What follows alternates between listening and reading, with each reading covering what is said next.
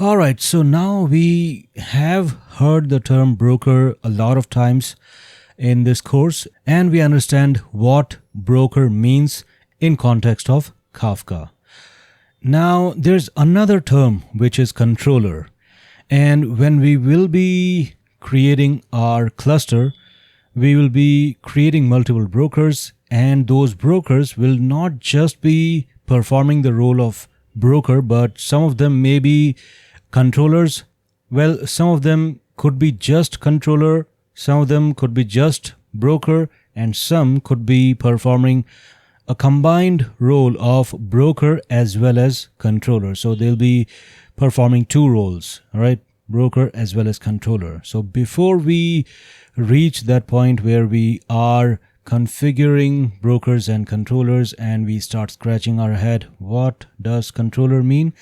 Let's go over both of these terminologies, how they are related to each other and what they actually mean. So this is going to be a deep dive into the very heart of Kafka's distributed architecture, particularly how it operates in KRaft mode. Understanding these roles is key to grasping Kafka's scalability, reliability, and how it manages data at massive scale.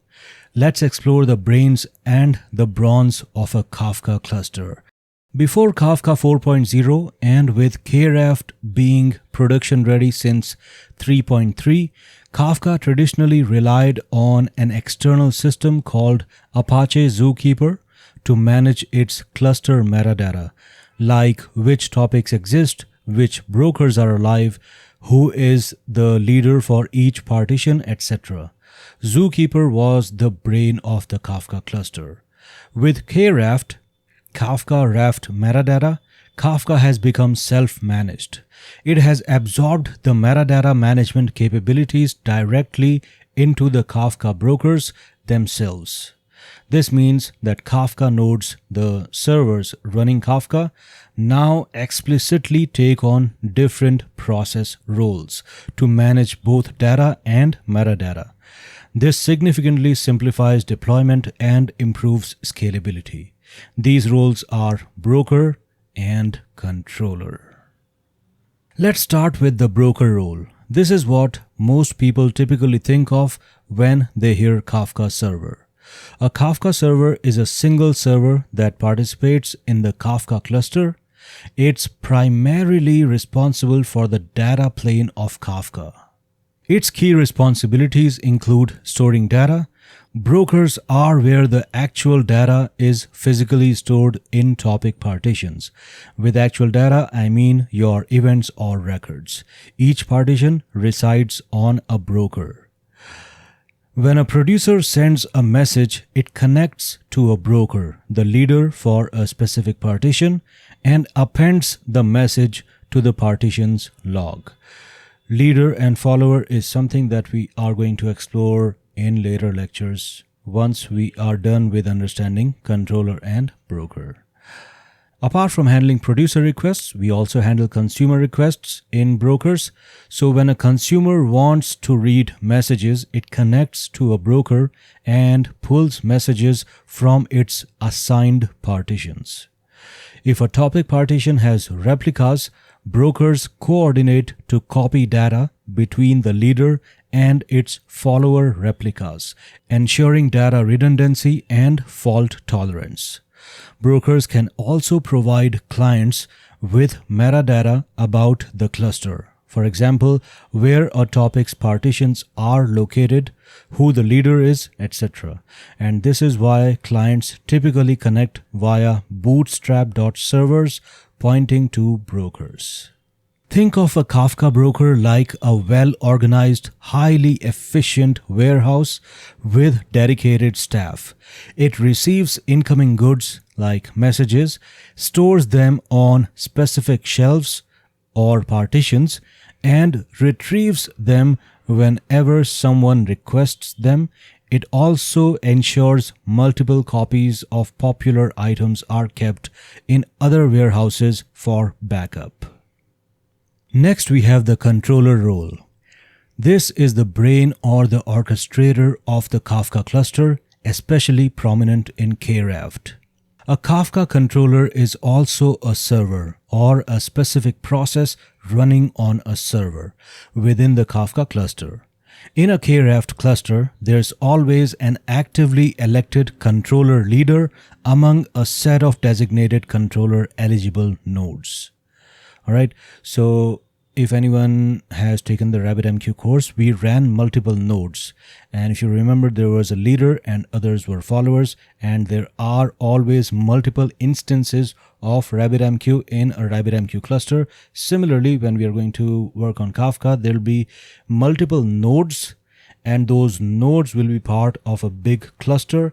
And one of them will be elected controller leader among others, which will be the controller eligible nodes.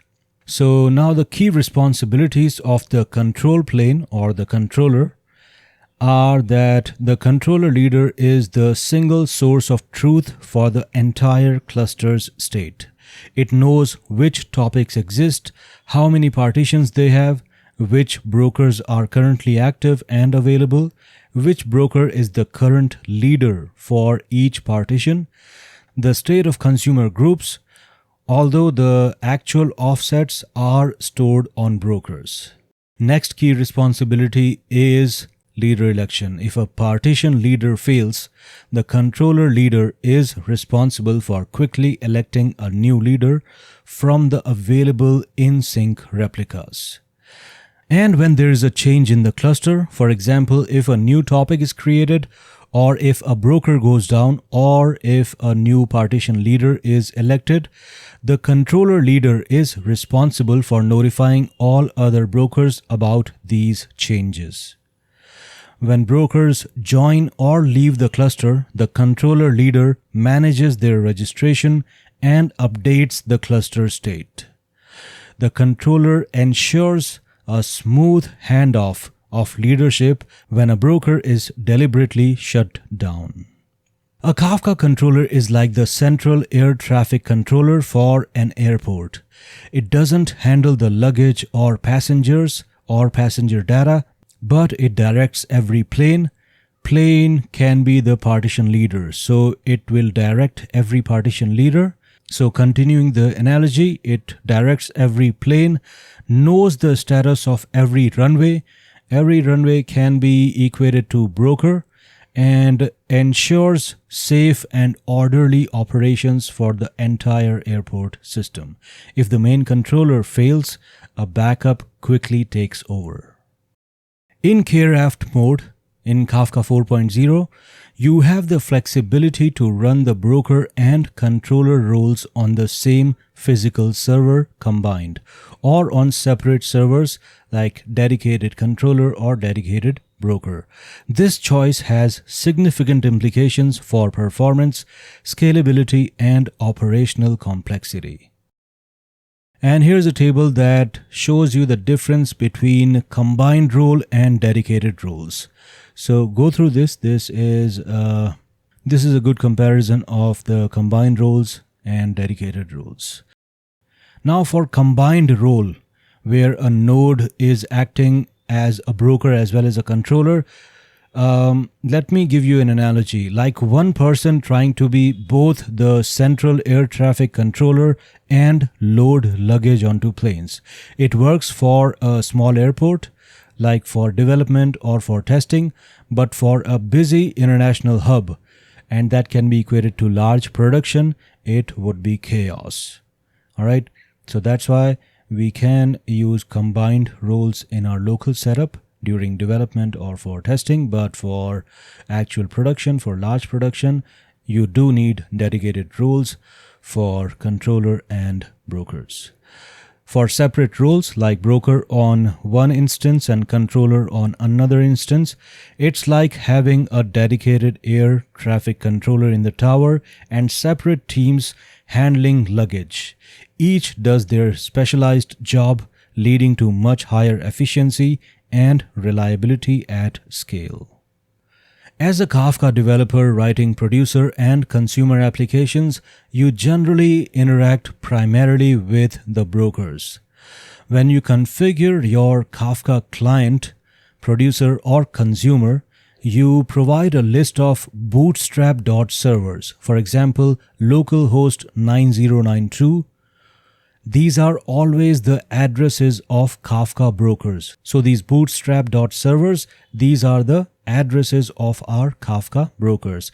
And because I have mentioned it a couple of times in our lectures, that's why it needs to be explained here. And then once we start our Kafka cluster, once we initiate our Kafka nodes, then you will understand this in a much better way. Next, we have client discovery. Your client connects to one of these brokers. The broker then tells your client about the entire cluster's topology, which topics exist, how many partitions, where each partition is, and who the leader is. This topology information is managed by the controller but served by the brokers to clients. For most day-to-day development, the actual controller operations are transparent to you. You write code to produce to topics or consume from topics, and the brokers handle the rest, leveraging the metadata managed by the controllers. Now, when does it matter for developers? Well, if you see client errors related to leader not available or metadata issues, understanding the controller's role helps diagnose if it's a broker problem or a controller quorum issue. And when you use administrative tools like Kafka topics.sh, the Kafka topic shell, or the admin client API in Go to create topics, delete topics, or reassign partitions, you are implicitly sending requests to the broker, which then forwards them to the active controller leader for execution. For large, high throughput and mission critical production Kafka clusters in professional environments, especially at big tech companies and enterprises, the industry standard is to deploy separate dedicated controller nodes. They typically run a small odd number of dedicated controller nodes, for example 3 or 5 controllers. An odd number is essential for the Raft consensus algorithm to maintain a majority. Majority is quorum. We need to maintain a majority for decision making. These dedicated controller nodes usually do not store any topic partition data. They are optimized purely for metadata management. They run on very stable, often smaller but highly reliable virtual machines or bare metal. The remaining servers in the cluster are dedicated broker nodes, which solely handle the data plane, storing topic data, serving client requests. These are scaled horizontally based on data volume and throughput needs. Now you may be asking why this setup? Well, for maximum stability. This isolates the critical metadata operations from the potentially noisy or high volume data operations. It ensures the control plane remains fast and responsive even under heavy data load. It allows scaling of compute and storage by brokers and metadata management by controllers independently. And you can sometimes upgrade or restart brokers without impacting the controller quorum's stability and vice versa. So this separation of concerns is a hallmark of robust distributed system design and is crucial for Kafka's stability and performance at scale. This deep dive gives you a powerful understanding of how Kafka operates at its core, enabling you to make informed decisions when designing and operating Kafka-based systems.